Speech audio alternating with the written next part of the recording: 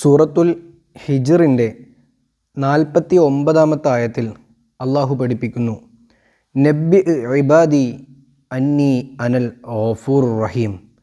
നബിയെ സല്ലല്ലാഹു അലൈഹി വസല്ലം, അങ്ങ് അടിമകൾക്ക് അറിയിച്ചു കൊടുക്കണം, നിശ്ചയം അള്ളാഹു നമ്മുടെ റബ്ബ്, അവൻ തൗബ ചെയ്ത് പാപങ്ങൾ മോചിപ്പിക്കാൻ വേണ്ടി, പാപങ്ങളിൽ നിന്ന് മോചനം നേടാൻ വേണ്ടി അള്ളാഹുവിലേക്ക് മടങ്ങുന്നവർക്ക് പൊറുക്കുന്നവനാണ്, ഏറെ മാപ്പ് കൊടുക്കുന്നവനാണ്.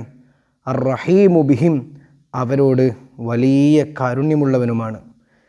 ഇത് അടിമകളോട് വിളിച്ചു പറയാൻ എന്തിനാണ് മുത്തുനബിയോട് അള്ളാഹു പറയുന്നത്? അള്ളാഹുവിൻ്റെ മഗ്ഫിറത്തിൻ്റെയും റഹ്മത്തിൻ്റെയും വിശാലമായ ലോകങ്ങളെക്കുറിച്ച് അടിമകൾ അറിയുമ്പോൾ അവരല്ലാഹുവിലേക്ക് ചോദിക്കാനും ഖേദിച്ച് മടങ്ങാനും അവരൊരുങ്ങും. പ്രത്യേകിച്ച് ഈ മഗ്ഫിറത്തിൻ്റെ പത്തിൽ നമ്മളിങ്ങനെ കടന്നു പോകുമ്പോൾ ഈ ആയത്ത് എത്രമാത്രം പ്രതീക്ഷയാണ് നമ്മുടെ കൽബകത്തേക്ക് നൽകുന്നത്. അങ്ങനെ പ്രതീക്ഷയോടെ അള്ളാഹു പുറത്തു തരുമെന്ന ദൃഢ നിശ്ചയത്തോടു കൂടെയാണ് അള്ളാഹുവിനോട് അല്ലാഹുമ്മ ഗ്ഫിർലി ദുനൂബി യാ റബ്ബൽ ആലമീൻ ചൊല്ലേണ്ടത്. അള്ളാഹു നമുക്ക് തൗഫീഖ് തരട്ടെ.